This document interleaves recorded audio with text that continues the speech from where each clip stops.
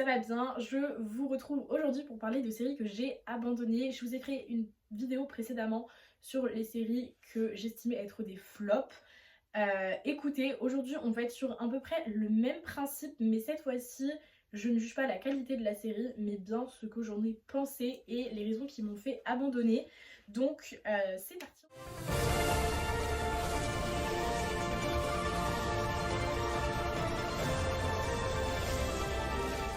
La première série que j'aimerais mentionner, c'est Flash. Il y a pas mal de saisons à cette série. Je me suis arrêtée tout simplement parce que je trouvais que ça devenait un peu n'importe quoi. Il y avait trop de personnages, il y avait trop de temps à chaque fois entre les saisons. Je n'arrivais plus jamais à me rappeler ce qui se passait dans les saisons précédentes. Même si j'adorais l'intrigue globale du début jusqu'à la saison 6-7, je crois que je me suis rendue, ça devenait trop et ça commençait à devenir un peu incohérent et en plus j'ai lu des fins et des petits spoilers sur internet qui m'ont pas du tout plu, donc je suis contente de m'être arrêtée là. Je dirais pas que c'est un flop comme série parce que je peux pas le comparer à You ou Riverdale, c'est pas du tout le même type de série, mais je trouve que on n'a peut-être pas assez parlé de Flash quand elle est sortie, mais que quand je vois la fin maintenant, c'est peut-être pas plus mal finalement.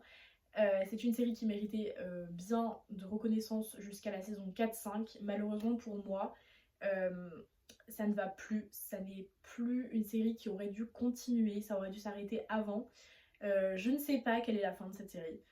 Mais je ne la recommanderais pas d'après moi, étant donné qu'effectivement c'est un petit peu trop chaotique pour moi sur la fin.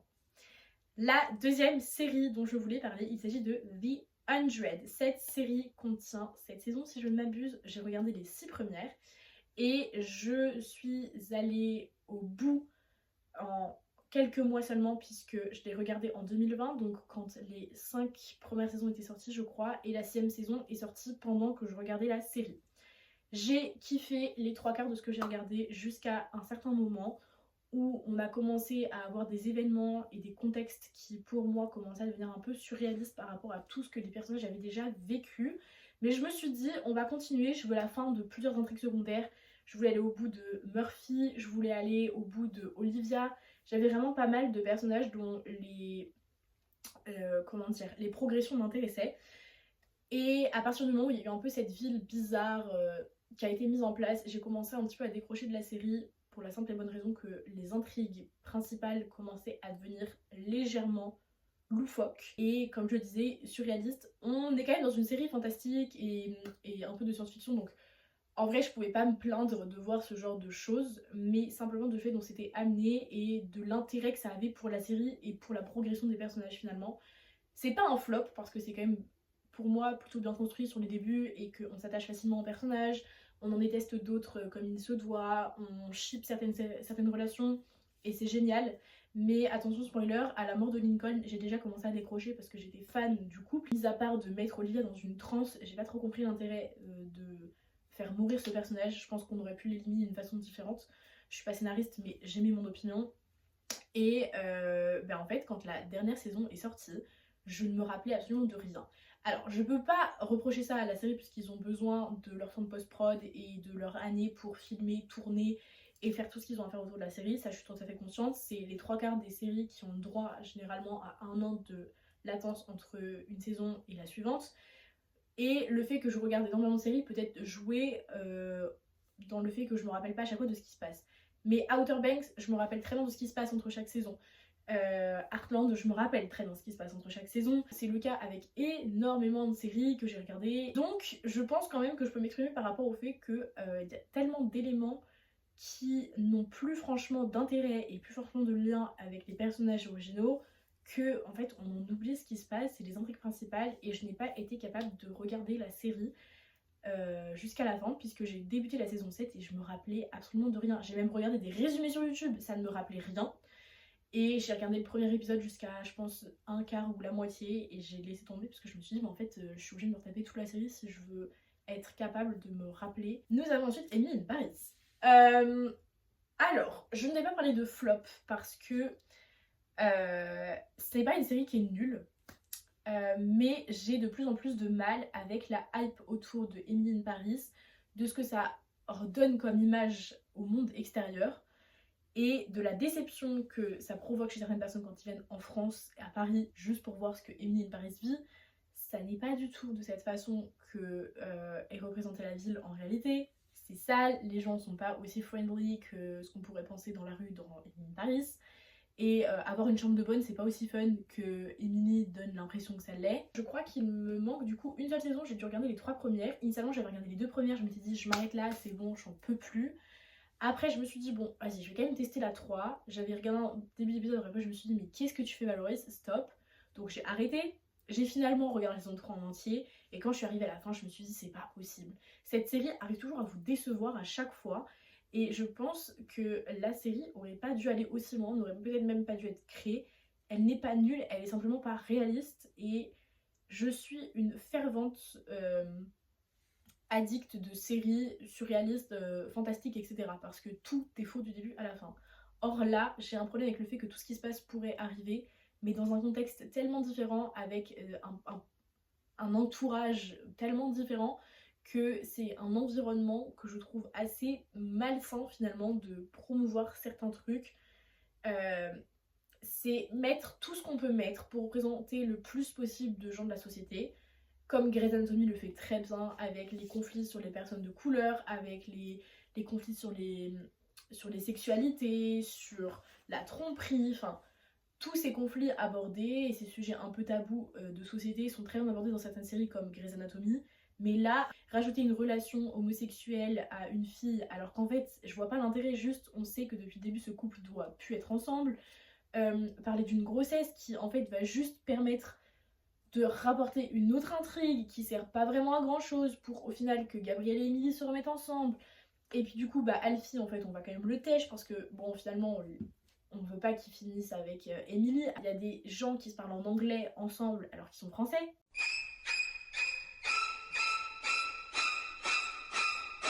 Pour moi, c'est trop d'incohérence, trop de surréalisme. C'est la raison pour laquelle j'ai raté cette série. Ensuite, Ginny et Georgia. Je ne vais pas dire que c'est nul comme série, parce que j'ai vraiment beaucoup apprécié la saison 1, beaucoup moins la saison 2, c'est évident. Mais je ne regarderai pas la saison 3. Ça ne sera pas pour moi. La fin de la saison 2, c'est too much. C'est trop surréaliste. C'est trop le problème en fait. C'est trop bien ce qu'ils ont fait sur toute la saison 1. J'ai beaucoup aimé. Le début de la saison 2, j'ai beaucoup apprécié. Sur la relation entre Ginny et Marcus, c'était très sympa. Mais ça va trop loin à chaque fois. Ça est en train de tourner à la Riverdale sur des trucs de meurtre qu'on a eu il y a des années et que on reproche à des gens et on inculpe des gens que maintenant. Pourquoi faire?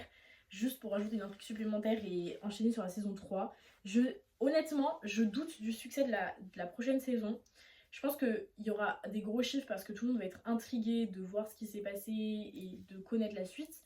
Mais je pense que les critiques de fin de saison vont être honnêtement très mitigées par les critiques de presse, alors peut-être par les spectateurs aussi, mais je pense que surtout aux critiques de presse. Je suis pas très convaincue de ce que la suite va pouvoir donner. Never Have I Ever, du coup mes premières fois, j'ai kiffé les 3 premières saisons. J'aurais effectivement apprécié 1000 fois plus que Debbie termine avec Paxton qu'avec Ben.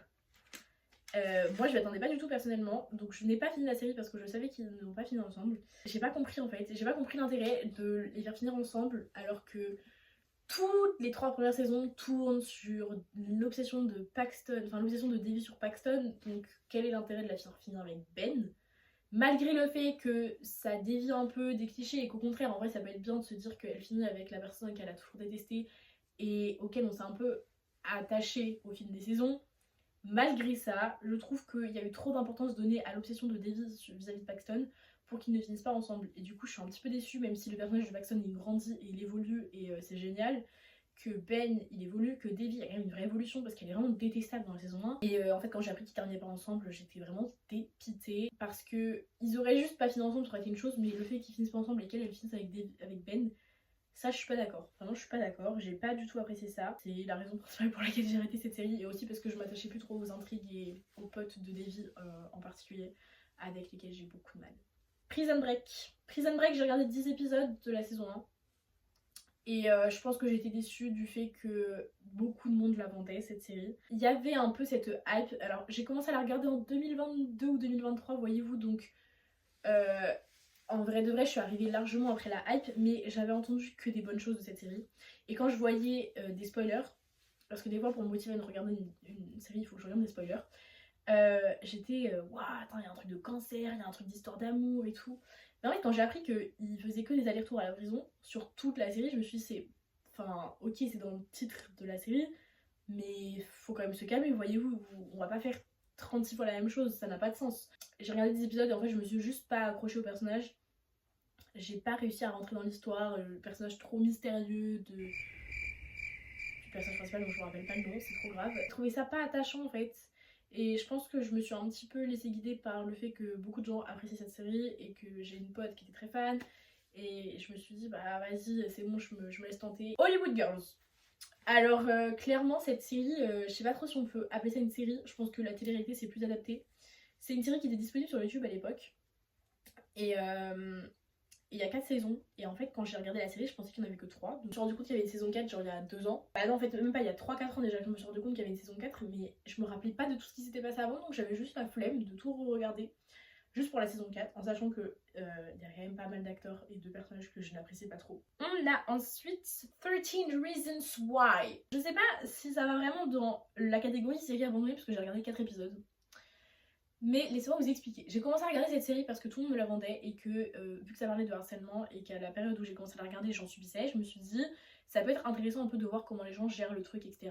Vu qu'il y avait aussi une histoire de suicide et de lycée et que bah, je m'étais potentiellement dit que je pouvais m'identifier aux personnages et que c'est des sujets et des problématiques actuelles dans la société, je m'étais dit ça peut être assez intéressant d'aller plus en profondeur et de comprendre.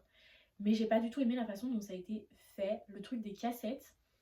En fait, je me rappelais jamais ce qui se passait avant dans l'épisode précédent, alors que les épisodes, j'ai regardé à quelques jours d'intervalle à chaque fois, mais j'arrivais pas à me rappeler ce qui se passait, à me rappeler de ce que la fille elle disait. J'ai pas non plus compris pourquoi elles étaient adressées à ce gars en particulier. Je me rappelle vraiment en plus pas des personnages, enfin, je crois qu'il y a un Tyler et une Anna. Anna, je crois que c'est celle qui meurt. Et en fait, j'ai pas trop compris le lien entre les deux persos, j'ai trouvé ça trop distancé au début des épisodes. J'aurais préféré comprendre leur relation dès le début. Et je la connais toujours pas parce que j'ai pas regardé de spoiler, j'ai pas regardé de quoi que ce soit, donc je sais pas comment finit cette série. Mais les musiques m'intéressaient, l'intrigue m'intéressait, et c'est vraiment juste, j'ai essayé fortement et j'ai pas réussi en fait. J'arrivais pas, c'est vraiment le mot, c'est j'arrivais pas. Ensuite, on a Legacies. J'ai regardé pareil 4 épisodes parce que je me suis dit, let's go, c'est la suite de The Original, c'est de The Vampire Diaries, ça va être fun, on va retrouver des personnages qui nous manquent depuis un bout de temps parce que j'avais regardé The Vampire Diaries. Et le problème, c'est que j'ai pas regardé The Originals et qu'en fait, je me suis retrouvée à vouloir comprendre le passé de Hope, qui est un des personnages principaux, et que c'était impossible parce que pour comprendre ce qui lui arrivait et pour comprendre son mal-être et son passé, il fallait que je regarde The Originals, chose que je n'ai pas faite.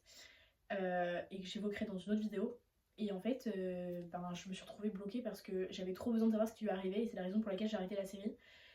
On voyait Alaric aussi. Alaric, c'est pas trop mon pote, sachant que l'acteur a un peu été accusé de trucs. Voyez-vous ce que je veux dire? Je me suis dit, c'est pas trop ma cam. Par contre, l'intrigue principale m'intéressait vraiment, mais c'est vraiment le fait que j'avais pas le background de Hope et que je savais pas ce qui lui était arrivé et que je comprenais pas ce qui avait fait d'elle la personne qu'elle était. Et ça m'a fait aussi un petit peu un choc de voir Josie et Lizzie aussi grandes alors que dans Vampire Diaries, quand on finit la série, elles ont genre 3 ans, un truc comme ça. Donc peut-être que c'est une série que je regarderai plus tard, quand j'aurai peut-être le courage de regarder The Originals. Et la dernière série que je voulais mentionner, c'est Loki.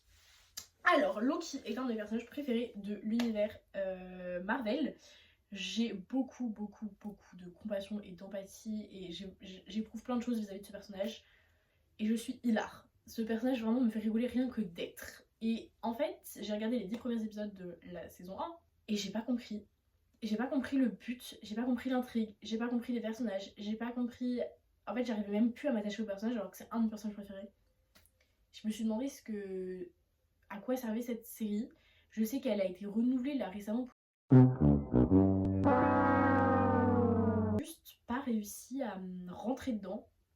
Mais en fait, j'ai arrêté parce que en fait, je pouvais pas. je savais pas où j'allais, je comprenais pas le but d'aller plus loin dans la série, ce que ça allait apporter au personnage, ce que ça allait porter à l'univers en lui-même. Même si le jeu d'acteur était très sympa, je me suis pas sentie à l'aise dans tout l'environnement qui a été mis en place. Et c'était un peu redondant. Voilà, voilà. Et bien écoutez, j'espère que cette vidéo vous aura plu. Si jamais vous avez des vidéos, enfin des séries, pardon, pour lesquelles vous avez un peu ressenti les mêmes choses que moi ou vous avez abandonné pour certaines raisons, je vous invite à me le dire en commentaire et me les citer et m'expliquer votre point de vue. Et si jamais vous essayez de me motiver à regarder certaines des séries que je vous ai citées là, et bien écoutez, faites, on sait jamais, ça peut peut-être fonctionner.